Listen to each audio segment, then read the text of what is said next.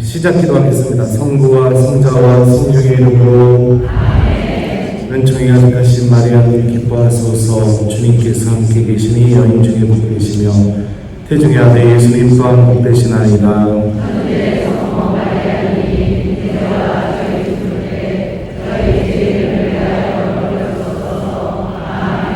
성부와 성자와 성령의 이름으로.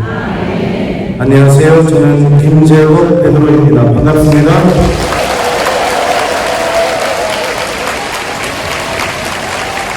저희 대전무도부에서는 교우들하고 사제가 인사할 때 사제가 오소서 성령님 하면 교우들이 새로 나게 하소서 이렇게 대답을 해요. 성령께서 오늘 우리에게 모두 임하셔서 우리를 새롭게 만들어 주시기를 바라는 믿음을 담아서 우리 같이 한번 인사해 봤으면 좋겠습니다. 오소서 성령님. 반갑습니다. 저는 이렇게 많은 분들 앞에서 강의에 오는 거 태어나서 처음입니다. 떨려서 죽겠습니다, 지금. 아침에 일어나서 저는 아침에 일어나면 습관적으로 성모경 그러면서 일어나게 되는데 오늘 아침에 일어나서 성모경을 딱 긋고선 자리에서 일어나게 되니까 주님께서 말씀을 들려주셨습니다. 가서 악의 실체를 다 밝히고 내 백성이 나의 말을 듣게 하리라. 감사합니다. 그리고 이곳으로 오면서 북쪽이 들어오는 동안에 또 성령께서 저에게 하느님 말씀을 들려주셨습니다. 두려워하지 마라. 계속 말하여야 할. 이 도시에는 내 백성이 많기 때문이다.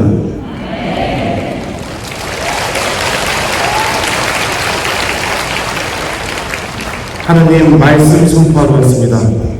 그리고 주님의 말씀이 여러분들 가슴 속에서 타올라서 엠마오로 가던 제자들이 예수님을 알아뵙고 다시 주님께서 원하시는 그 은총으로 돌아갔던 것처럼 오늘 저를 통해서 주님께서 여러분들 가슴 속에 말씀의 불을 놓아주시고 성령의 불을 놓아주시고 그래서 살아계신 주님을 알아뵙고 주님의 거룩한 제자로 변화되기를 저도 간절한 마음을 담아서 주님의 말씀을 선포하겠습니다.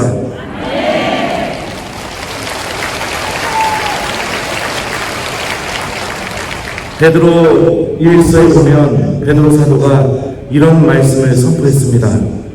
여러분은 이미 주님의 인자하심을 맛보지 않았습니까?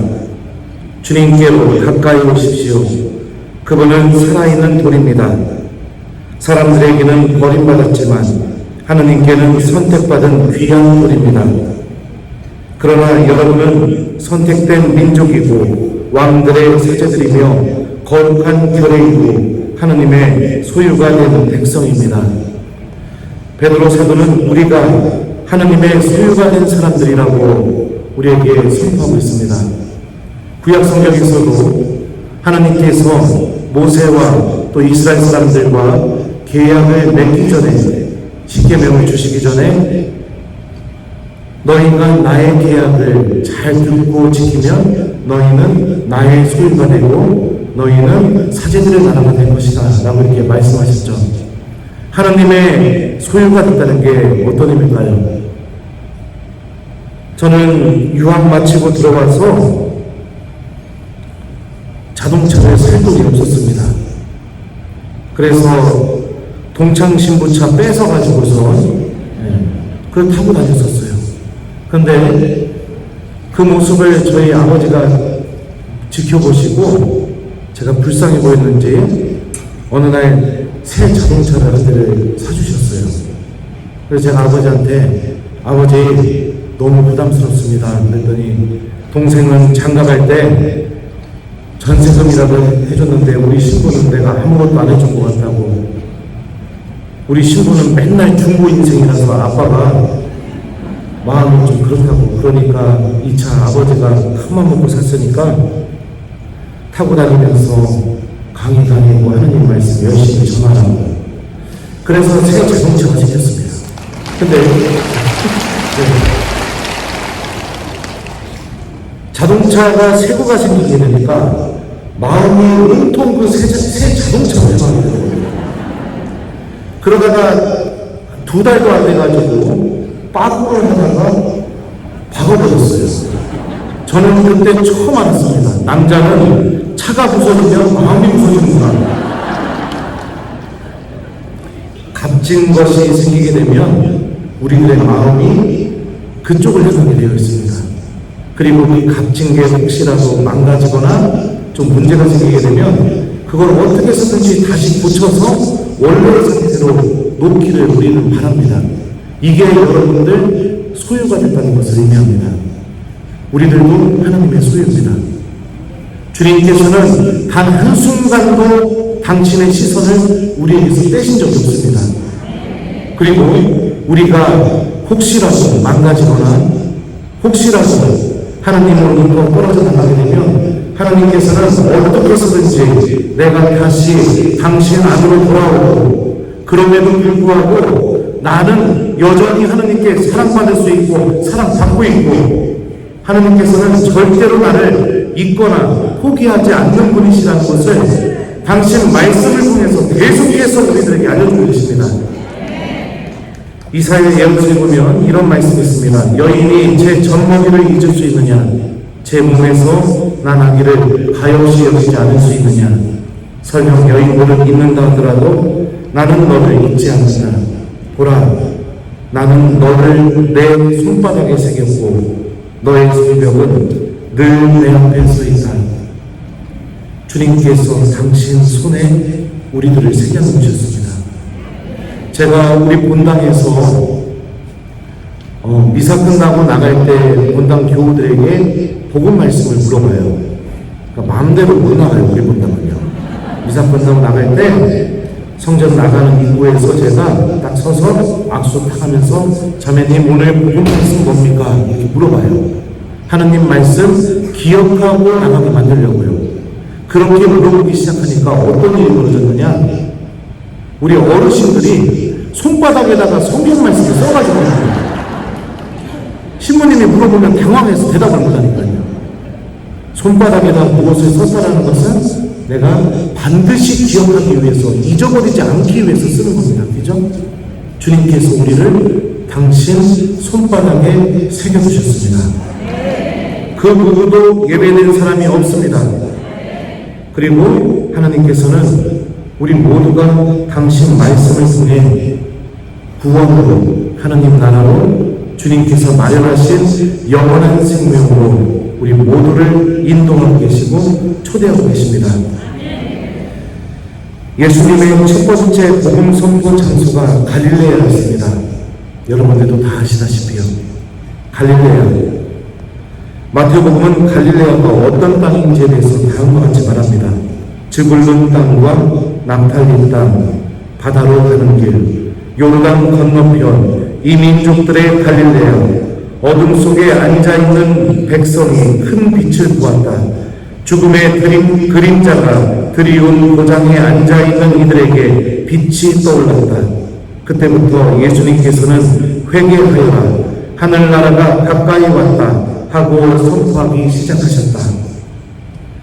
죽음의 그림자가 드리운 곳, 어둠 속에 앉아있는 백성이 있는 곳, 이곳이 우리들의 주님께서 처음으로 찾아가신 곳이고 처음으로 당신의 말씀을 선포하신 곳이고 그곳에 있는 사람들도 하나님 나라의 주인공이라는 것을 처음으로 알려주신 곳입니다.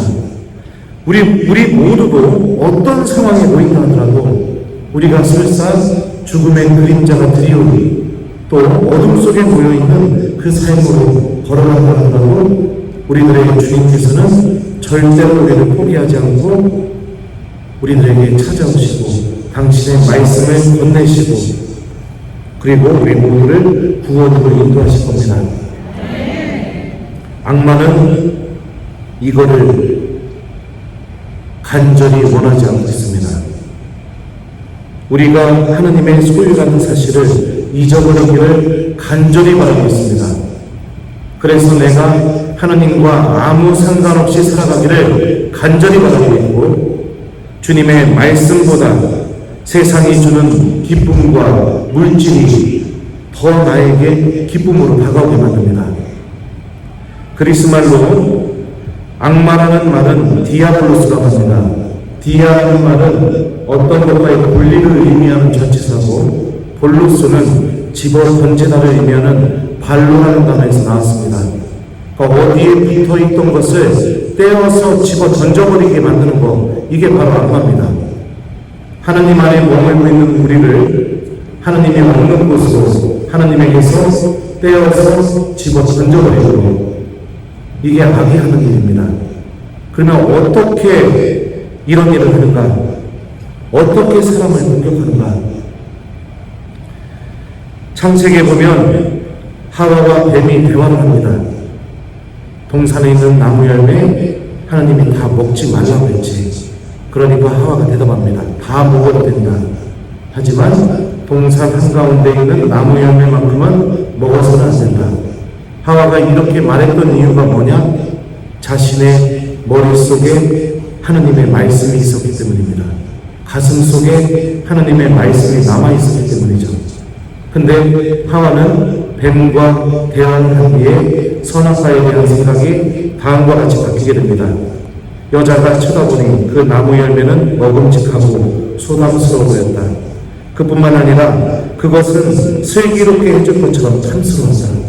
절대로 먹어서는 안 되는 과일이 먹고 싶은 과일, 탐스러운 과일, 사람을 슬기롭게 해주는 과일로 생각이 바뀌게 만들었습니다. 생각이 바뀌게 된 결정적인 이유가 뭘까요? 머릿속에서 하느님의 말씀이 사라져버렸기 때문이죠. 선악과를 따먹지 말라는 그 말씀이 가슴 속에서 사라져버렸기 때문이죠. 악은 이렇게 사람을 공격합니다. 말씀이 사라져버리게 만들고, 말씀이 내 안에서 기억되지 않게 만들고, 말씀이 더 이상 나를 움직이지 못하게 만들고, 나와 전혀 상관없는 말씀으로 받아들이게 만듭니다. 그래서 내 삶이 하느님과 아무 상관없이 살아가는 삶으로 나를 그렇게 흘러가도록, 그곳으로 빠져버리도록 악은 그렇게 우리를 데리고 갑니다. 사람은 어떤 말과 함께 사느냐에 따라서 삶이 완전히 바뀌게 됩니다. 제가 신학교 1학년 때 한참 고학년이었던 선배가 저희 본당 보좌 신부님을 만나러 본당에 놀러 온 적이 있었습니다. 그래서 보좌 신부님 찾아온 선배 셋이 앉아서 밥을 먹는데, 그 고학년이었던 선배가 저한테 웃으면서 물어보는 겁니다. 우리 제독이는 어떤 신부님 되고 싶어? 그래서 제가 1학년 때 어떤 신부님이 되고 싶은 생각이 전혀 없었죠. 그래서 웃으면서 그랬어요. 본당 신부요? 그랬더니 그 목사님이, 야 임마, 본당 신부님은 언제든지 할 수 있고 너 어떤 사제 되고 싶냐고. 그래서 제가 대답을 못하고 가만히 있으니까 그 학사님이 그 얘기를 하시더라고요. 제도가 형이 신학생으로 좀 살아보니까 사제의 힘은 하느님 말씀에서 나오는 것 같더라. 나는 우리 제덕이가 하느님 말씀을 잘 공부해서 그 말씀과 함께 살아가는 신부님이 되면 좋겠어. 그 말을 듣고 나서 그 말이 제 머릿속에 계속 남더라고요. 그러니까 다음날부터 성경에 관련된 책도 좀 사서 읽어보게 되게 되고, 성경에 대해서 더 관심을 갖게 되게 되고, 그래서 결국에는 신학생 때 석사도 그 다음에 학사도 다 성경으로 공부하게 되었어요. 그 말 한마디 하나가 저의 삶을 완전히 바꿔놨었습니다. 그 선배가 그 말을 해주기 전까지는 저는 어떻게 생각했냐면, 그냥 신부님 되면 계곡 가서 교우들하고 맛있는 거 해가지고 먹고 놀고, 그 음식 해주러 쫓아온 자매님들 다 그냥 계곡물에 빠치고 그런 신부님 되고 싶었어요. 그리고 우리 주일학교 미사 드릴 때 우리 아이들이 막 재밌게 해주고 싶고, 근데 그 마음은 지금도 간직돼서 아직도 하고 있습니다. 우리 주일학교 아이들하고 미사할 때 뿅망치 들고 미사합니다. 물총도 들고 미사해요. 그래서 입방선가 나와가지고 앞으로 걸어오면 제대 올라가기 전에 뒤로 돌아가지고서 막 물총 쏩니다. 아이들. 근데 그 말 한마디 하나가 저의 생각을 바꿨고 저의 삶의 방향을 완전히 바꿔버렸습니다. 하느님의 말씀도 똑같은 힘을 지니고 있습니다. 그것보다 더 큰 힘을 지니고 있습니다. 악은 우리가 주님의 말씀과 함께 생각해서 부흥으로 걸어나가고 하느님 은총으로 걸어나가고 하느님의 치유로 걸어나가고 하나님께서 베풀어 주시는 그 은사를 소유하는 길로 걸어나가는 것을 간절히 원하지 않고 있습니다. 가장 절망적인 상황 속에서도 하나님을 절대 찾지 않게 그렇게 만듭니다. 예전에 있던 본당에서 냉담자가 한 분이 돌아가셨습니다. 본당 신부니까 당연히 연도로 갔죠. 연도가 시작되니까 유가족들이 빈소에서 다 나가버리는 겁니다. 그리고 나서 손님이 올 때마다 그 손님하고 빈소에 다시 들어와서 인사하고 또 나가는 거예요.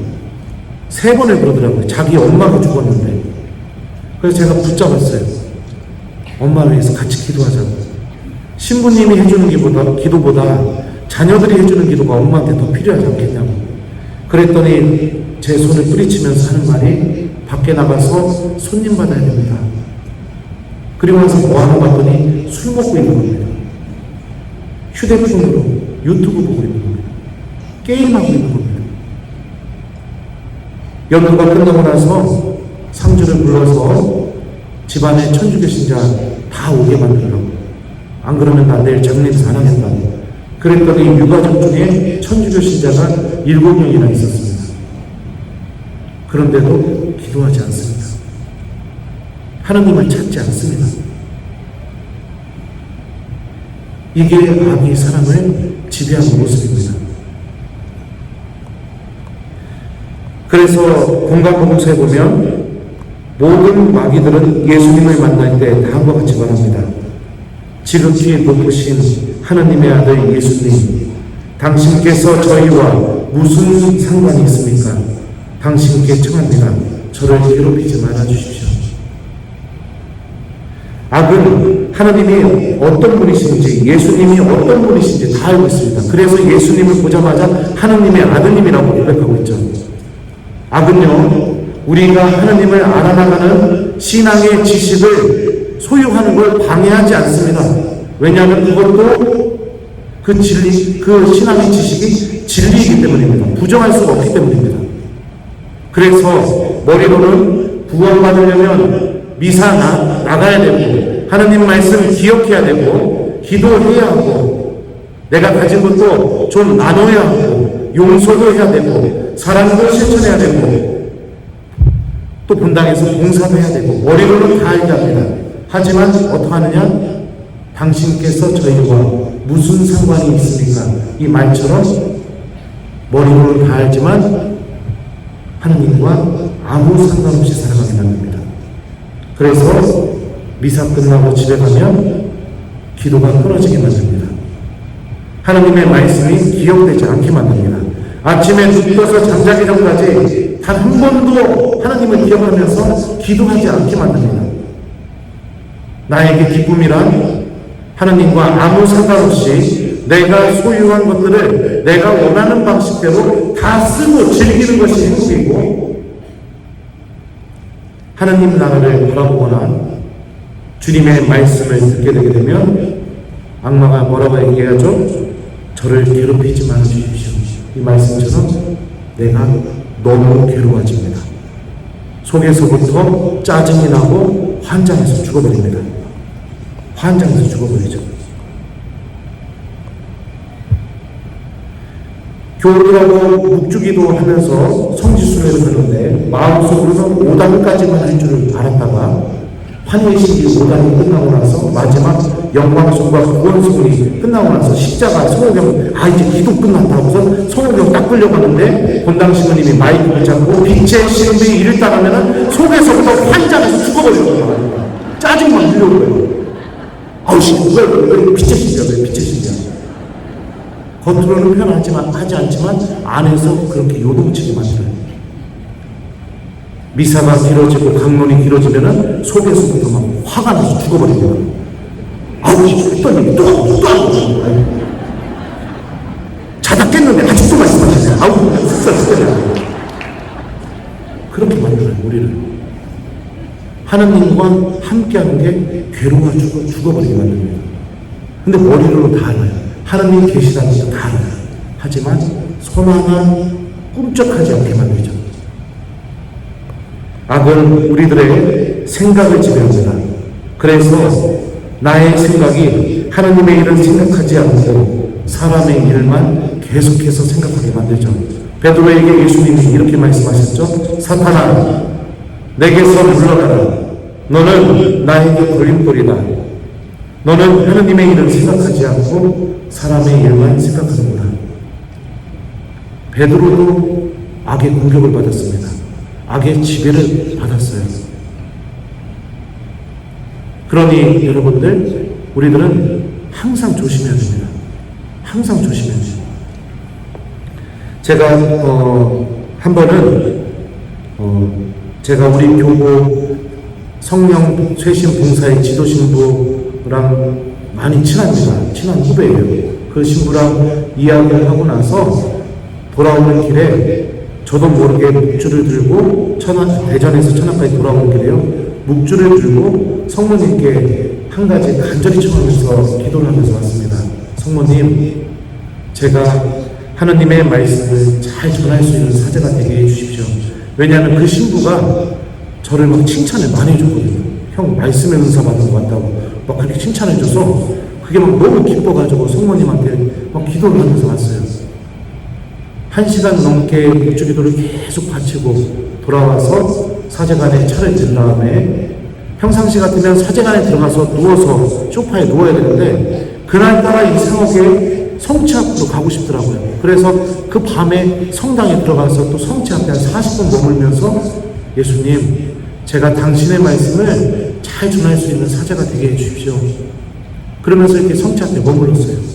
머물고서 방에 들어와서 끄기도 하고 씻고 그리고 나서 침대에 누워서 불 딱 끄자마자 자기가 자기 자신한테 이야기하는 경우들이 있죠. 보통 아우 바보, 아우 멍청이 막 이렇게 생각을 해요. 아주 뚜렷하게 어떤 말이 제 머릿속에 딱 들었는데 그게 어떤 말이냐, 그렇게 주님께 간절히 기도하니까요. 왜? 이제부터 나와 사이에 악이 실체를 드러낸 거죠. 야, 나도 그동안 악마랑 같이 있었구나. 나도 악의 지배를 당하고 있었구나. 그 생각이, 그 말이 들려오고 난 뒤부터 끝도 없는 두려움이 막 저를 엄습하는 겁니다. 그때 알았습니다. 악은 두려운 사람을 공격한다는 거예요. 그래서 어떻게 했느냐? 거실에 있는 송모산 침실에다 갖다 놓고 묵주 들고, 그리고서 하나님께서 나와 함께 계시다는 그 믿음이 더 오히려 그 일로 인해서 더 자라나게 되었어요. 악의 공격으로부터, 악의 지배로부터 우리가 승리할 수 있는 방법은 하나님의 말씀을 내가 붙드는 겁니다. 에베소서의 말씀을 좀 읽어드릴게요. 끝으로 주님 안에서 그분의 강한 힘을 받아 굳세워지십시오. 악마의 관계에 맞설 수 있도록 하나님의 무기로 완전히 무장하십시오. 우리의 전투 상대는 인간이 아니라 권세와 권력가들과 이 어두운 세계의 지배자들과 하늘에 있는 악령들입니다. 그러므로 악한 날에 그들에게 대항할 수 있도록, 그리고 모든 채비를 마치고 그들에게 맞설 수 있도록 하나님의 무기로 완전한 무장을 갖추십시오. 그리하여 진리로 허리에 띠를 두르고 의로움의 갑옷을 입고 굳건히 서 있으십시오. 발에는 평화의 복음을 위한 준비의 신을 신으십시오. 무엇보다도 믿음의 방패를 잡으십시오. 여러분은 악한 자가 쏘는 불화살을 그 방패로 막아서 끌 수 있습니다. 그리고 구원의 투구를 받아쓰고 성령의 칼을 받아주십시오. 성령의 칼은 하나님의 말씀입니다. 바울 사도는 믿음의 방패, 평화의 복음, 성령의 칼, 이게 우리가 악으로부터 맞서는 하나님이 주신 무기라고 우리에게 선포하고 있습니다. 평화의 복음, 믿음의 방패, 성령의 칼. 하나님의 말씀을 내가 기억하고 주님의 말씀이 나에게 이루어진다고 믿게 되게 될 때 악은 더 이상 내 안에서 힘을 드러낼 수가 없습니다. 예수님께서 광야에서 3번의 유혹을 받게 됩니다. 그때 악이 떠나가게 되었던 결정적인 이유가 뭐냐? 성경에 이렇게 기록되어 있다. 하나님의 말씀을 예수님께서도 생각하는 방법으로, 기억하는 방법으로 악의 유혹을 물리치셨죠. 마태복음에 보면 예수님의 족보가 나옵니다. 그 족보에 나오는 인물들, 여러분들 구약성경 찾아서 한번 읽어보십시오. 어느 하나 의로운 사람이 거의 없었습니다. 죄인들의 역사였었고 정말로 입에 담기 힘들 정도의 그런 놀라웠고 엄청난 죄들을 저질렀던 사람들의 역사입니다. 근데 그 역사의 끝에 누가 있느냐? 보십시오. 저는 주님의 종입니다. 말씀하신 대로 저에게 이루어지길 바랍니다. 누구죠? 성모님입니다. 말씀이 이루어지기를 바라는 그 믿음이 존재하게 되니까 그 죄로만 흐르는 역사의 끝이, 역사의 마지막이 누구를 향하게 되느냐? 예수 그리스도를 향하게 된다는 것을 마태복음이 우리에게 고백하고 있습니다. 말씀을 붙잡고 하나님의 말씀을 기억하기 시작하게 되면 여러분들의 삶의 역사도 반드시 성모님과 함께 예수 그리스도로 향하게 됩니다. 보호자, 곧 내 아버지께서 내 이름으로 보내실 성령께서 너희에게 모든 것을 가르치시고 내가 너희에게 말한 모든 것을 기억하게 해주실 것이다. 성령께서 우리에게 오셔서 처음으로 하시는 일은 예수님의 말씀이 우리 안에서 기억나게 해주시고 그 말씀으로 우리들을 가르치시는 일입니다. 이 말씀이 사도행전에서 그대로 벌어지게 됩니다. 오순절에 성령께서 제자들에게 임하게 되자 제자들이 신령한 언어를 하게 되고, 그리고 나서 밖으로 나가서 처음으로 했던 일이 뭐냐? 율법과 예언서에 걸쳐서 구약 성경 전체에서 예수님에게 관한 모든 말씀들을 사람들에게 선포하는 일이었습니다. 말씀이 기억나고, 말씀이 나를 가르치고, 말씀이 나를 이웃에게 전하게 만드는 그 놀라운 은총을 성령께서는 우리들 안에서 그 일을 일으키고 계십니다. 한 번은 저희 대전교구 성령세신 봉사의 지도 신부를 하고 있는 그 친한 후배가 저한테 전화를 했었습니다. 근데 목소리를 들어보니까 풀이 다 죽어 있는 거예요. 너 왜 그래? 무슨 일이야? 그랬더니 형님, 저 오늘 교우들 안수해 주다가 갑자기 두려워서 안수하다가 밀렸어요. 이러는 거예요. 그래가지고선 그 말을 들어보니까 제가 마음이 너무 아픈 거예요. 얘가 상심하고 있는 그 마음이 느껴져가지고요. 저도 모르게 그 신부에게 이렇게 얘기하게 되더라고요. 마태복음 마지막에 보면 제자들이 부활하신 예수님을 만나는 장면이 있어. 거기 우리나라 성경에는 예수님을 경배하고 그러나 결혼은 의심하였다 라고 이렇게 번역되어 있지만 그리스 성경 원문을 보면 그러나 그들은 의심하였다 이렇게 번역이 돼. 제자들 11명이 부활하신 예수님 보면서 다 의심하고 있었어요. 근데 너무나 신기한 것은 예수님이 그 제자들의 의심을 한 번도 꾸짖지 않으셔. 마태복음에서는. 마르코복음에서는 예수님이 꾸짖는데 마태복음에서는 예수님이 꾸짖지 않으셔. 오히려 나는 하늘과 땅의 모든 고난을 받았다. 너희는 가서 아버지와 아들과 성령의 이름으로 세례를 주고 내가 너희에게 말한 것을 가르쳐 지키게 하리라. 이렇게 하면서 당신의 일을 맡기시거든. 너 왜 그런지 아니? 그러니까 그 친구가 그러더라고요. 몰라요, 형님. 왜 그러냐면 이 말씀 때문에 그래. 보라, 내가 세상 끝날까지 언제나 너희와 함께 있겠다. 형도 많이 부족한 사제야. 형도 하느님 앞에서 죄 짓는 사람이고 형도 믿음이 많이 흔들려요. 근데 우리 사제잖아. 그러니까 이 말씀을 간직하면서 하나님 일을 해봤으면 좋겠어.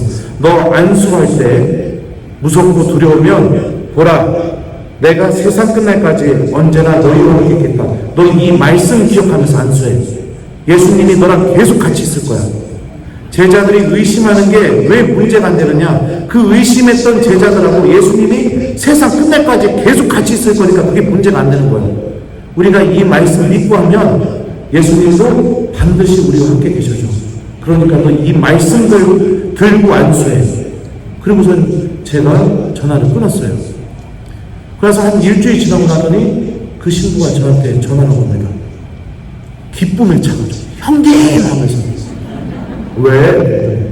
오 형님 말씀의 힘이 이렇게 큰 줄 몰랐어요. 왜? 아 진짜 그 지난주에 안수하다가 두려움 느꼈던 교우가 또 왔었대요. 근데 또 안수를 하려니까 마음이 막 요동이 치고 막 불안해지기 시작하는데 형이 해준 말이 생각이 나서 마음속으로 보라, 내가 세상 끝날까지 언제나 너희와 함께 있겠다. 이 말씀을 계속 기억하면서 안수를 하기 시작했대요. 그랬더니 갑자기 마음이 평안해지면서 보라, 내가 세상 끝날까지 언제나 너희와 함께 있겠다. 이 말씀이 마지막에는 내가 세상을 이겼다 라는 이 말씀으로 바뀌게 되었다고 그렇게 얘기하더라고요.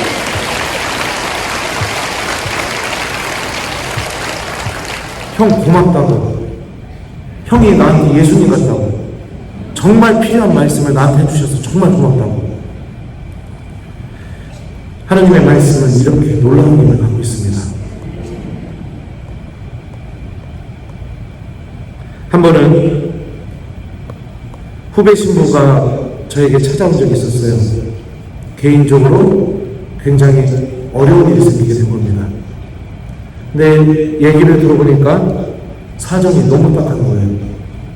그래서 제가 수중에 돈이 그렇게 많지가 않아가지고 그랬습니다. 형이 어떻게든 돈을 마련해 줄게. 너 사제로 살면서 이거보다 더 크고 힘든 일 많이 생길 거야. 그러니까 용기 잃지 마. 그러면서 제가 저도 모르게 이 말을 했어요. 그리고 형이 준 돈은 안 갚아도 돼. 너 가져. 근데 그 신부에게 그 말을 할 수 있었던 이유가 뭐냐면 그 신부 이야기를 듣고 있는 내내 마음속에서 성경 말씀이 생각나는 겁니다.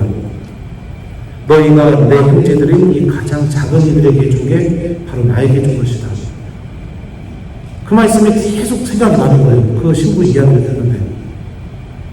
저도 욕심이 많아요.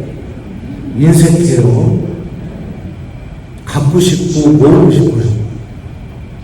근데 하나님의 말씀은 그 인색함을 내어놓게 만들고 예수님께서 원하시는 사랑을 실천하게 만들고 그래서 저의 그 나눔을 통해서 그 신부가 희망을 갖게 만들고 하나님께서 함께 계시다는 그 은총을 얻게 만드는 그 도구로 제가 사용되게 해주죠. 절대로 하기 싫은 것 이것을 하게 만듭니다. 하나님의 말씀이. 그래서 내가 구원으로 걸어나가게 되는 그런 사람으로 주님의 말씀이 우리들을 그렇게 바꿔놓습니다. 한 번은 또 그런 적이 있어요. 돈 얘기 나왔으니까 돈 얘기 좀 하겠습니다. 유튜브에서 메일이 왔습니다. 저에게. 저 예전에 유튜브 할 때는 그렇게 사람들이 많이 보지도 않았어요. 근데 지금 이렇게 너무나 많은 분들이 좋아해줘가지고 어디를 가든 환장해서 죽어버릴 것 같습니다. 알아보는 분들이 너무 많아가지고 아까도 일찍 도착해서 이 앞에서 이렇게 저희 본당 교우들하고 물 마시고 있었는데 사진 찍어 달라고 하는 교우들이 너무 많아가지고요. 그래서 마음속으로는 이제 유튜브를 정리하자 막 이런 마음이 막 이렇게 드는데, 또 이따가 제가 읽어드리겠지만 제 유튜브에 달린 댓글들을 보면 이게 그만둘 수가 없어요. 하느님이 일하고 계시다는 게 너무 많이 느껴지니까요. 고마워요, 자매님. 그래서 이 강의하고는 좀 외람된 얘기지만 여러분들에게 소심한 청을 한 가지 올립니다. 구독과 좋아요. 네, 건강해요. 돈을 준대요, 유튜브에서 저한테. 돈을 준대요. 광고 수익료가 나온다고. 그러니까 그 얘기를 들으니까 얼마나 기뻤는지 몰라요. 야, 나도 이제 드디어 부수입이 생기는 친구구나. 이 돈을 어디다 쓸까? 우리 주일학교 아이들 맛있는 거 사줄까? 이 돈을 어디다 쓸까? 우리 안나이 할머니들 어디 한번 데리고 갈까? 돈 모았다가 이 돈을 어디다 쓸까? 그리고 그 생각을 하기 시작하니까 성체조배 할 때도 성경 긋고 복음 읽고 딱 앉아서 주님, 제가 이 말씀으로 제 교우들에게 어떤 이야기를 해야 됩니까? 이러면서 눈 딱 감고 앉아있으면 30초만 지나면 이 돈을 어디다 쓸까? 이 돈을 어디다 쓸까? 아니, 기도를 할 수가 없어요, 기도를. 그러다가 이 마음을 먹으니까 마음이 평안해지고 기도를 할 수 있게 되더라고요. 그냥 내가 다 쓰자. 그리고 나서 여러 가지 사건들이 있었습니다. 근데 시간이 좀 지난 다음에 어느 날 성전에서 성체조배하는데 갑자기 전혀 의도하지 않게 하나님 말씀이 생각나는 겁니다. 우리는 하나님 말씀으로 장사하는 다른 사람과 같지 않습니다. 그럼 내가 이 말씀도 기억하고 있었나? 이러고서 찾아보니까 코린토 2서 말씀이더라고요. 우리는 하나님 말씀으로 장사하는 다른 사람들과 같지 않습니다. 그 말씀이 기억나기 시작하니까 제대 앞에 있는 십자가를 못 보겠더라고요. 너무 부끄러워서. 그 돈으로 내가 좀 어떻게 써보려고 하는 그 마음을 가졌던 게 너무 부끄러워서. 그래서 작년에 유튜브 수익금 전액을 교우들에게, 아니 어려운 분들에게 다 전액 다 기부했어요. 저는 지난달에 종합소득세도 납부한 사람입니다. 우리 발달장애 아이들, 교구에서 운영하는 중학교의 불우한 청소년들, 그리고 외국인 노동자들에게 보내고, 또 우리 본당 교우들에게도 저는 좀 그런 짓을 잘해요. 삼겹살도 한 400kg 사가지고 1인당 1kg씩 나눠주면서 그냥 먹으라고. 그냥 여러분들이 너무 이뻐서 그냥 본당식님 주는 거야. 먹으라고. 그런 것도 해보고 그랬습니다. 저는 인색합니다. 갖고 싶어요. 모아놓고 싶어요. 그런데 하느님의 말씀은 제가 하기 싫어하는 것들을 하게 만듭니다. 나눠주게 만들고, 그래서 저도 구원을 준비하는 신앙인이 되게 만듭니다. 우리 심판의 기준이 뭐죠? 너희는 내가 굶주렸을 때 먹을 것을 주었고, 내가 목말랐을 때 마실 것을 주었으며, 내가 나그네였을 때 나를 따뜻히 맞아들였다. 그죠? 이 말씀을 준비하는 사람이 되게 해주더라고요. 올해는 대전신학교에다가 아주 큰 돈 한번 기부하려고 지금 조금 모아놓고 있습니다. 조만간에 기부하러 갈 것 같아요.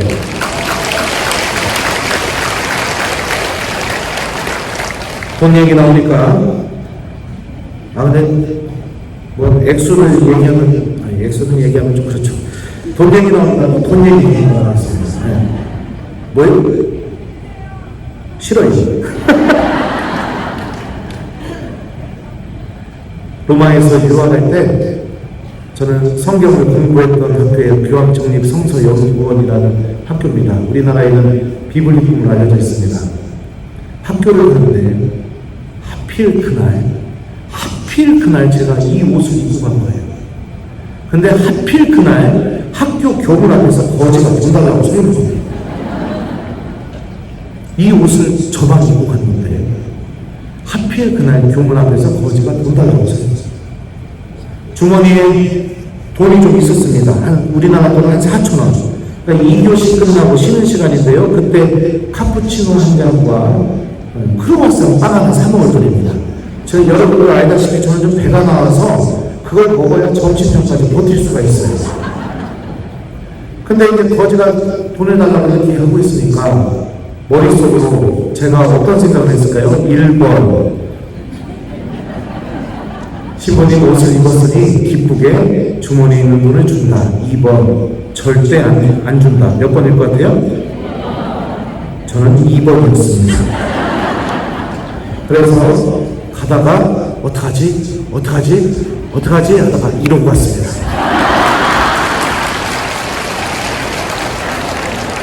그리고서 그 거지 옆에 싹 지나가는데 성경 말씀 생각나는 겁니다.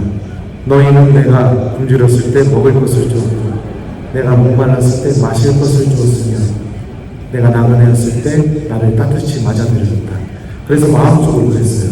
예수님, 저도 안 됩니다. 저 이거 사 먹어야 됩니다.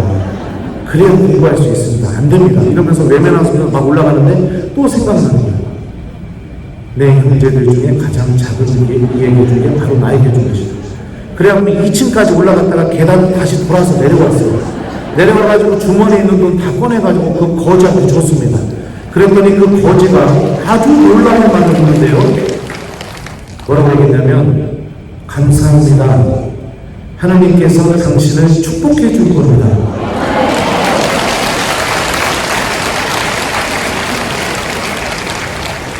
거지한테 여러분들은 축복받아봤습니까? 저는 거지한테 축복받으신 겁니다. 저는 이 축복이 교황님 축복보다도 더 많은 은총을 갖고 있다고 저는 그렇게 믿습니다.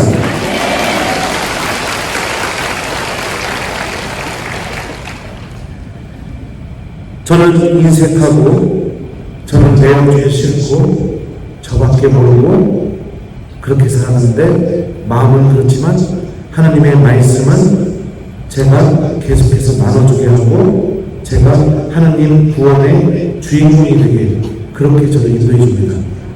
이게 여러분들 말씀이 사람을 움직이는 모습입니다. 말씀이 사람을 은총으로 데려가는 모습이고요. 말씀이 우리를 구원으로 데려가는 모습입니다. 그리고 이 모습이 바로 성령께서 말씀과 함께 일하시는 모습입니다. 우리 모두는 이 은총을 소유해야 됩니다. 그래야 악이 우리들을 절대로 지배하지 못하게 됩니다.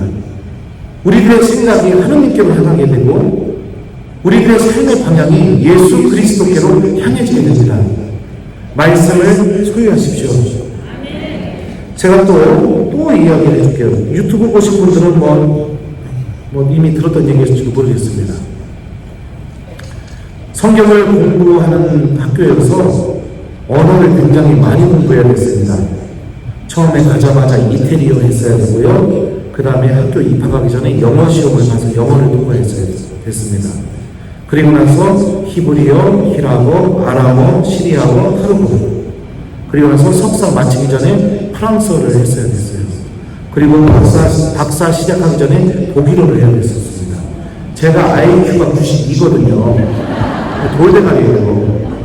근데 그걸 하려니까 얼마나 죽어났겠습니까? 석사 마치기 전에 불어를 배우러 프랑스 파리에 가게 되었습니다. 근데 파리 가보니까 물가가 다 비싼 거예요, 로마보다. 그리고 그 기숙사는 결정적으로 빨래를 돈 받고 해주는 겁니다. 그러니까 세탁소에 가서 돈 내고서 세탁기에다 돌려야 됩니다. 그러니까 그 돈이 너무 아까워가지고 같이 불어를 배우러 갔던 신부님과 함께 둘이 그렇게 얘기했어요. 빨래를 모아서 같이 하자. 그리고 돈을 번갈아 가면서 내자. 그렇게 해서 빨래를 하기 시작했습니다. 그러던 어느 날 그 신부님이 돈 내는 날, 그 신부님이 빨래 담당인 날 세탁실에 갔더니 그 신부님이 없는 거예요. 전화를 막 했죠. 안 받아요. 방에만 올라갔죠. 얘 자는가? 하고서 막 올라갔죠. 방에도 없어요. 빨래바구니만 있어가지고. 그 빨래바구니 들고선 제가 와서 세탁기에다가 제 빨래, 그 신부님 빨래 넣고 돌리고 돌린 다음에 식당에 갔더니 식당에서 웬 알지도 못하는 아저씨들이랑 막 웃으면서 밥을 먹고 있는 겁니다. 그래서 제가 그 신부님한테 가서 그랬어요. 야, 나 아침부터 너 겁나게 찾아다녔는데. 그런데 그 신부님 뭐라고 하냐면, 미안해. 내가 좋은 말씀 듣느냐고 몰랐어. 이러는 거예요. 그 말을 하니까 속에서 화가 확 나는 거예요. 그래서 제가 그랬어요. 나 전화도 너한테 엄청 많이 했는데. 그랬더니, 미안해. 내가 좋은 말씀 듣느냐고 전화 일부러 안 받았어. 그래서 제가 더 화가 나가지고서, 내가 네 방도 갔었고, 내가 네 빨래통도 들고 가서 내가 세탁기에 돌렸는데, 내 돈 냈는데. 그랬더니 그 신부님이 그러는 겁니다. 미안해. 좋은 말씀 듣느냐고 내가 몰랐어. 그래가지고서 화가 잔뜩 나서 그 아저씨들 앞에서 그 신부님한테 들으라고 큰 소리로 이렇게 얘기했습니다. 예, 좋은 말씀 실컷 쳐들으세요. 그리고 나서 저도 뒤에 앉아서 밥을 먹는데 거기에 있는 아저씨들이 유독 한 명의 아저씨를 향해서 말할 때마다 주교님이라고 하는 겁니다. 그러니까 저는 타교로 주교님 앞에서 좋은 말씀 실컷 쳐들으세요 하시는 거예요. 어떡합니까? 하늘이 무너질 거더라고요. 그래서 용기를 내서 주교님한테 갔습니다. 주교님, 사복을 입고 계셔서 주교님이신지 모르고 제가 큰 결례를 저질렀습니다. 용서해 주십시오. 했더니 주교님이 마음이 많이 엇잡으셨나? 제가 주교라서 사과하는 겁니까? 여기 앉아 계신 신부님들한테는 죄송하지 않습니까? 그러셨나? 그래서 여기 계신 신부님들께도 죄송합니다. 저를 용서해 주십시오. 주교님이 저한테 이러시고요. 어느 교구 사제입니까? 제가 어디 교구라고 얘기하면 큰일 나요. 우리 주교님한테 이러잖아요. 고민을 막 하다가 제가 그랬어요. 우리 주교님한테 이러지 마세요. 이러고 나가버렸어요. 그러고 나니까 그 신부가 얼마나 믿겠습니까? 제가 막 씩씩거리고 갔을 때, 야, 제도가 여기 주교님 계신 인사드려 이랬으면 했는데. 그래가지고 그 신부가 너무 미워서 학교도 같이 안 가고, 미사도 둘이 드렸었는데, 둘이 안 드리고 혼자 드리고, 복도에서 마주치면 인사도 안 하고, 저녁 먹고 로사리 하면 산책하는 것도 같이 안 하고, 밥도 같이 안 먹고 막 그랬어요. 일주일 열흘을.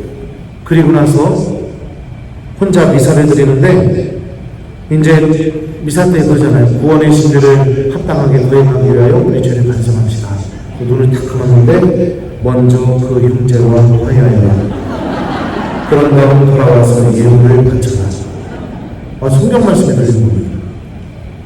그래서 예수님, 저는 잘못한 게 없습니다. 저 신부가 잘못했잖아요. 저는 잘못한 게 없어요.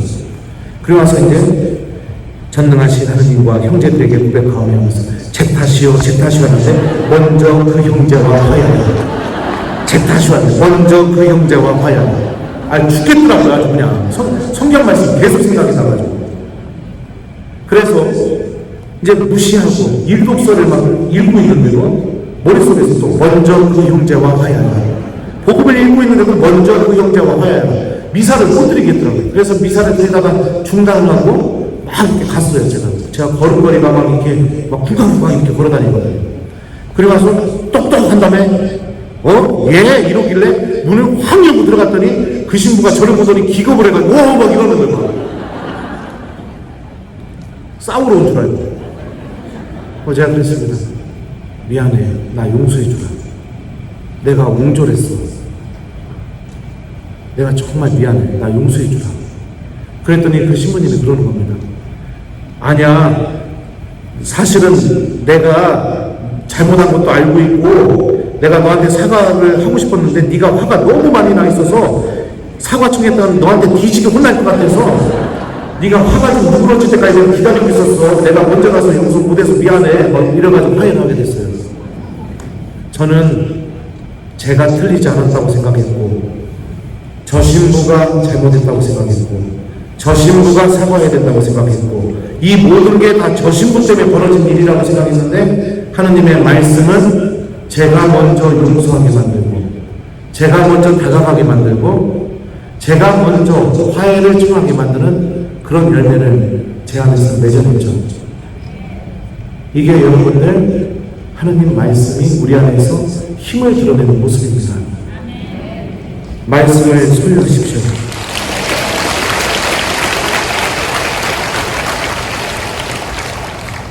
제가 우리 교우들에게도 하느님 말씀을 기억하게 만들고 제 유튜브를 보신 분들은 아시겠지만 저는 강론 때 꼭 숙제를 줍니다. 숙제. 왜냐하면 말씀을 실천하는 게 중요하다고 생각이 되기 때문에 하시던 마시던 그건 모르겠지만 숙제를 꼭 줘요. 그래서 말씀을 들고 그 말씀을 꼭 실천하는 신앙이 되게 해주고 싶어서요. 제가 강론을 하게 될 때요 10번 중에 7번은 어떻게 느끼냐면 망했다고 느낍니다. 아, 오늘 강론 망했다. 아, 어떻게 이럴까? 그렇게 느끼는데, 그런데 너무나 신기한 게 뭐냐면은, 저는 말씀을 선포했잖아요. 근데 유튜브에 달리는 댓글들을 보면, 그 누구도 할 수 없는 일들이 막 기적들이 일어나게 됩니다. 여러분들, 기적이라는 게, 물론 병자가 일어나게 되는 것도 기적이지만, 사람의 생각이 바뀌는 것도 기적이라고 저는 그렇게 믿습니다. 왜냐하면 생각이 바뀌면 삶의 방향이 바뀌기 때문입니다. 제가 한번 읽어드릴게요. 신부님, 저는 퐁당성당, 퐁당인가요? 퐁당? 네. 저는 퐁당 신자입니다. 신부님 강론 듣기 시작하면서 조금씩 변화를 느낍니다. 장사하는 중에도 짬짬이 신부님 강론 찾아 듣는 즐거움과 기쁨을 알게 됐고요. 지금 퇴근해서도 신부님 강론 들을 생각하니 저절로 미소가 지어집니다. 정말 아주 큰 변화예요. 마지못해 의무적으로 참석하던 미사가 이제는 은총의 미사가 되었어요. 또다시 유혹에 넘어질 수도 있겠지만 이제는 빨리 털고 다시 일어설 힘도 조금 생긴 것 같아요.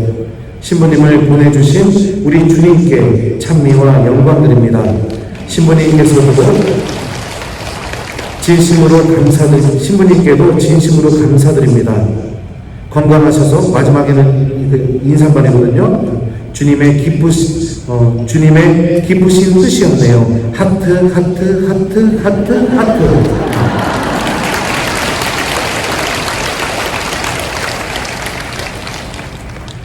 신부님 처음 댓글 남겨봅니다. 신부님 강론 들으면서 정말 많이 배웠어요. 아이 낳고 임신하여 몸이 힘들다는 핑계로 냉담 중이었는데 이제는 힘들어도 아이와 함께 주일 미사 빠지지 않고 나가고 기도도 하루에 몇 번씩 하고 묵주 들고 있는 날들이 많아졌어요. 신부님 덕분에 성경도 읽게 되고 말씀 기억하고 묵상도 하고 하느님과 점점 더 친해진 것 같은 느낌에 너무 행복합니다. 신부님 말씀하신 대로 말씀 읽고 묵상하고 기도하고 미사드리는 시간이 정말 좋아진 신자가 되었습니다. 신부님 감사하고 사랑합니다. 하트.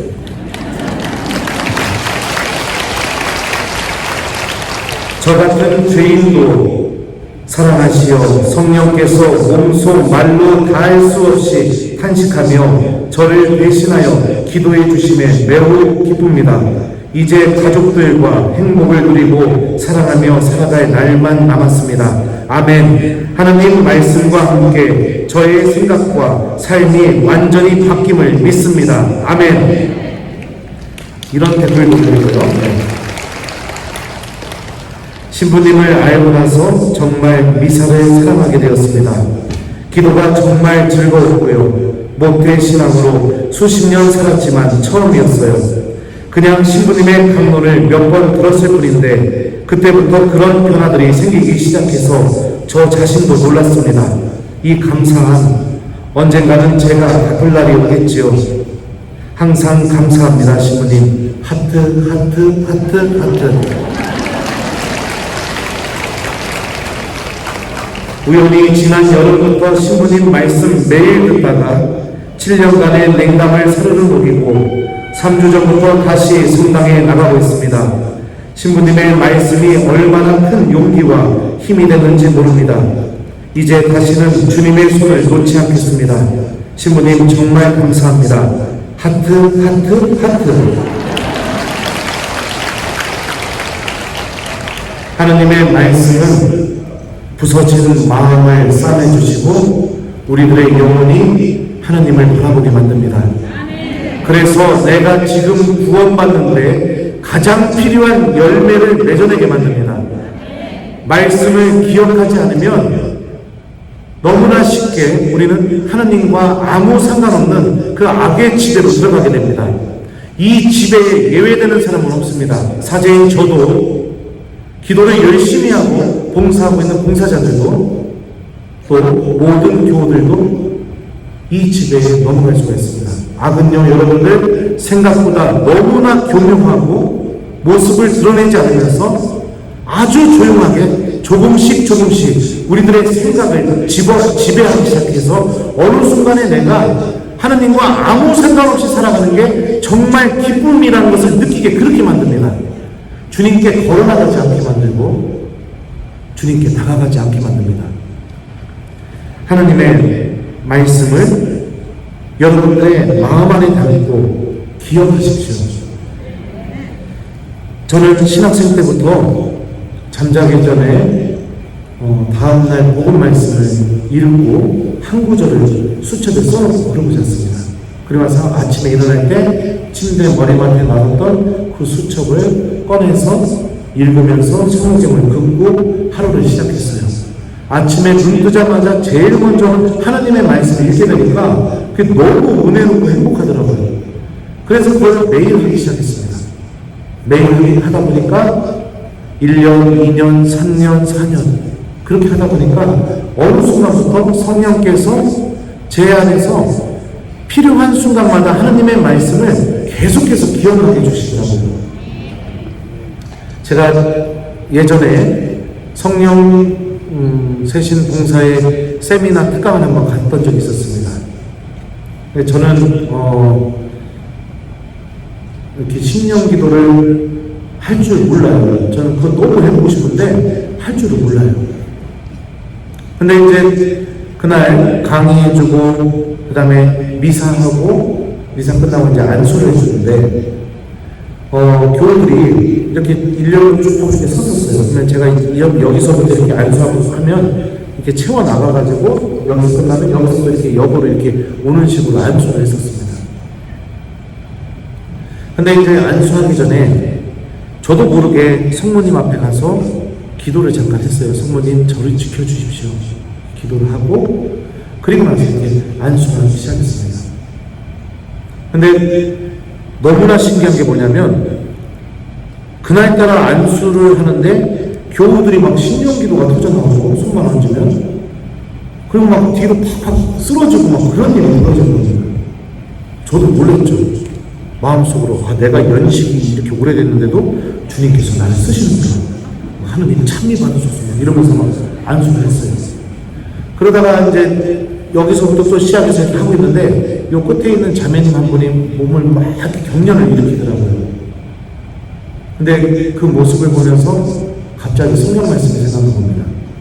성경에서 사람이 언제 경련을 일으키죠? 마귀가 떠나려고 할 때 그때 경련이 일으키죠. 그 생각이 나더라고요. 그러면서 이제 안수하면서 가는데 제가 다가가면 다가갈수록 더 경련을 더 심하게 일으키는 거예요. 그래갖고 이제 그 교구 차례가 됐는데 손을 얹으면서 저도 마음속으로 성모님 저를 지켜주십시오 하고서 손을 딱 얹으니까 입에서 성경 말씀이 계속 나오는 거예요. 자동으로. 그러면서 안에서는 구마기도가 막 터져나오기 시작한 거예요. 마음은 너무나 평온한 거예요. 그런 경련을 막 입히다가 그 교우가 쓰러져 버리게 됐어요. 그리고 나서 다시 안수하고 돌아오는데 또 와서 서 있는 거예요. 정신 차리고 와서. 그러더니 또 경련을 또 막 일으키는 거예요.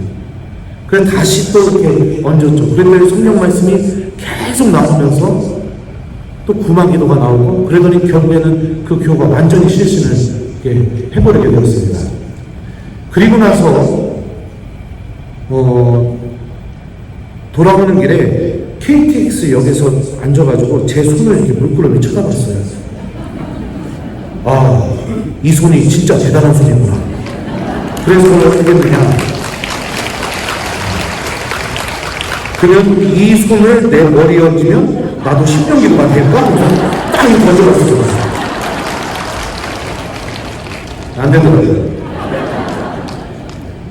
그리고 나서 그 성령 쇄신 봉사의 우리 교구 지도 신부랑 그 얘기에 대해서 얘기했더니 그 신부가 그 얘기를 하는 거 같더라고요. 형 구마한 것 같다고 그러더라고요. 그래서 야 내가 무슨 구마야. 그랬더니 아니라고. 형 내가 볼 때는 성령께서 하신 것 같다고. 그런 체험을 하게 됐었습니다. 주님의 말씀이 얼마나 큰 힘을 갖고 있는지를 아주 깊이 느끼게 된 거죠. 여러분들도 하나님의 말씀을 기억하시면 제 안에서 벌어졌던 그 은총의 열매들이 여러분 안에서도 그대로 맺어질 것입니다. 구원을 바라보고 여러분들이 절대로 할 수 없다고 여겨지는 것들을 하게 만들고 먼저 용서하고 먼저 내어주고 먼저 다가가고 그래서 예수님께서 내가 너희를 사랑한 것처럼 너희도 서로 사랑하여라. 이 말씀이 내 안에서 이루어져서 내가 살아가는 오늘 나의 하루가 살아있는 성경 말씀이 되게 해주고 내가 살아왔던 삶의 역사 전체가 하나님께서 당신 말씀을 이루어주신 구원의 역사가 되게 해주고 나의 삶의 방향이 예수 그리스도를 향해서 걸어나가게 해주실 겁니다. 제가 여러분들은 인정하지 않겠지만 저는 새신부 때 얼굴이 꽤 반반했었습니다. 자매님들 유혹이 굉장히 많았었어요, 저는. 그리고 제가 로마에 유학을 가서 이태리 말을 배울 때 유럽 아가씨 2명이 저를 놓고 싸움을 한 적이 있었습니다. 서로 제 옆에 앉겠다고요. 금발머리 아가씨랑 빨간머리 아가씨랑 하도 싸우길래 어떻게 했느냐? 결국에는 한쪽에는 금발머리 아가씨 앉히고 반대쪽에는 빨간머리 아가씨 앉혀서 저희만 좀 유일하게 짝꿍이 2명이었습니다. 그때 알았죠? 제 얼굴은 유럽에서 먹히는 얼굴이구나. 그리고 나서 며칠이 지났는데 그 금발머리 아가씨가 밤에 저한테 전화가 옵니다. 12시에. 클럽에서 놀고 있으니 같이 놀자고. 그래서 전화를 끊자마자 없는 살림에 늦게 가면 그 아가씨 집에 가버릴까봐 택시 타고 갔습니다. 새벽 3시까지 클럽에서 그 아가씨랑 춤추고 막 재밌게 막 놀았어요. 놀고 나서 그 아가씨 클럽에서 나와서 이제 보내고 그리고 나서 이제 저도 심야버스를 타고 가는데 갑자기 성경 말씀 생각나는 겁니다. 너 어디에 있느냐? 하나님이 아담이 죄졌을 때 하셨던 말씀이죠. 그리고 나서 집에 와서 세수를 하는데 씻는데 또 성경 말씀 생각나는 거예요. 너 어디에 있느냐? 양치하는데도 또 생각나는 겁니다. 너 어디에 있느냐? 자리에 누웠는데도 너 어디에 있느냐? 밤새 잠을 못 잤어요. 하나님한테 너무 죄송해서 내가 지금 뭐 한 거지? 나 지금 어디서 기쁨을 얻은 거지? 그래서 다음날 아침에 일어나자마자 신부님 옷을 입고 양복을 입고 그리고 학교에 갔어요. 갔더니 반 아이들이 난리가 난 겁니다. 막 웃으면서 저한테 한 아이가 오더니 이러는 거예요. 옷을 막 이렇게 흔들면서 이 옷 어디서 돈 주고 산 거냐고. 너 같은 사람이 입으면 안 되는 옷이라고. 신부님만 입는 옷이라고. 제가 그래서 그랬습니다. 나 신부님이라고. 그런데 애들이 깜짝 놀랐어요. 저는 그때 망연자실하면서 저를 쳐다봤던 그 금발머리 아가씨의 눈빛을 아직도 기억합니다. 그리고서 반 아이들을 다 데리고 제가 사는 기숙사에 데리고 와서 기숙사 경당에서 같이 이태리말로 미사를 하고 저녁을 300일 보냈던 적이 있습니다. 하나님의 말씀이 가르쳐 준 거죠. 제가 어디서 기쁨을 얻어야 되는지, 제가 어떤 사람인지, 제가 어떤 선택을 해야 되는지 명확하게 알려준 거죠. 그래서 사제로 정말로 기쁘게 살아갈 수 있게 주님의 말씀이 저를 붙잡아준 거죠. 저는 저에게 일어난 이런 놀라운 은총들이 오늘 이 시간을 통해서 성령께서 여러분 모두에게 임하셔서 여러분 모두에게도 똑같은 일이 일어나기를 믿습니다.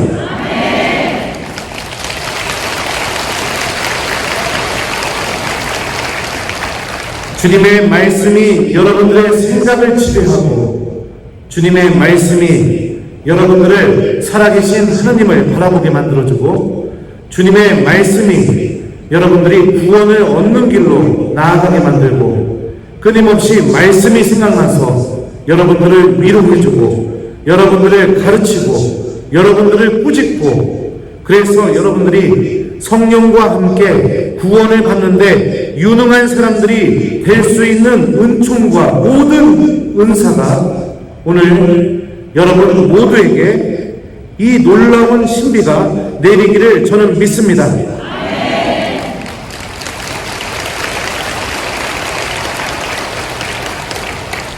성령께서 사도들에게 하셨던 것처럼 여러분 모두에게도 주님의 말씀이 타오르면서 여러분들이 미사를 드릴 때마다 엠마오로 가던 제자들이 저희와 함께 머무십시오 주님 이렇게 청하면서 예수님 안에 머무르는 마음이 하나님 말씀이 여러분 안에서 샘솟게 만들어주고 사제가 성체를 들어올리고 여러분들에게 하나님의 어린 양이라고 선포하는 순간 여러분들 모두가 그 성체 안에 살아계시는 부활하신 주님을 만나 뵙고 여러분들 모두가 속에서 하나님의 말씀이 얼마나 타올랐던가 이 고백이 퍼져나오기를 믿습니다.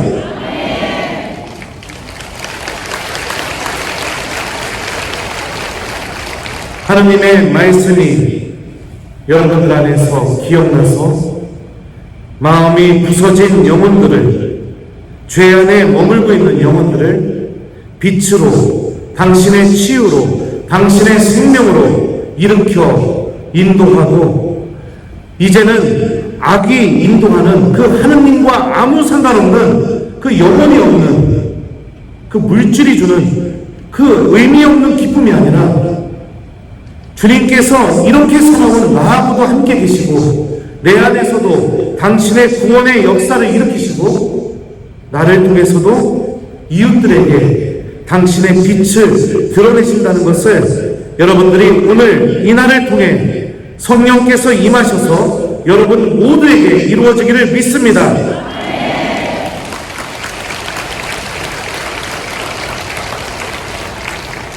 하나님의 말씀이 있는 곳에 성령께서 함께 계십니다. 하나님의 말씀을 기억하는 곳에 성령께서 열매를 맺어주십니다. 하나님의 말씀이 이루어진다고 믿는 그곳에 성모님께서 우리를 위해서 기도해주고 계시고 성령께서는 그 믿음이 구원의 열매로 바뀌도록 반드시 그 열매를 이루어주십니다. 그러니 주님의 말씀을 기억하고 주님의 말씀이 이루어진다고 믿으십시오. 죄를 지었어도 믿으십시오. 어둠 속에 있어도 믿으십시오. 주님의 말씀이 여러분들을 반드시 빛으로 꺼내고 여러분들 모두에게 필요한 은총으로 반드시 여러분들을 인도하고 데려갈 것입니다. 하나님의 말씀이 갖고 있는 그 힘이 여러분 모두와 함께하기를 저도 기도하겠습니다. 사랑하는 우리 교회 여러분들, 저는 참 볼모없는 사람입니다. 믿음도 약하고 죄도 많이 저지르고 신부님이 무슨 죄를 저지르겠어 이렇게 생각할지 모르지만 마음속으로 저지르는 죄, 그리고 화도 잘 내고 제가 얼마나 화를 잘 내면 신학생 때 별명이 신라였습니다. 긁으면 불났다고요. 용서도 잘 못하고 전 그런 사람이었습니다. 근데 바울 사도가 그랬죠. 우리는 이 엄청난 보물을 질그릇 속에 간직하고 있다고요. 질그릇은 볼품없는 그릇이죠. 질그릇은 깨지기 쉬운 그릇이죠. 질그릇은 너무나 형편없는 그릇이죠. 근데 하나님은 당신의 엄청난 힘을 그 질그릇 안에 담아놓으신 분이십니다.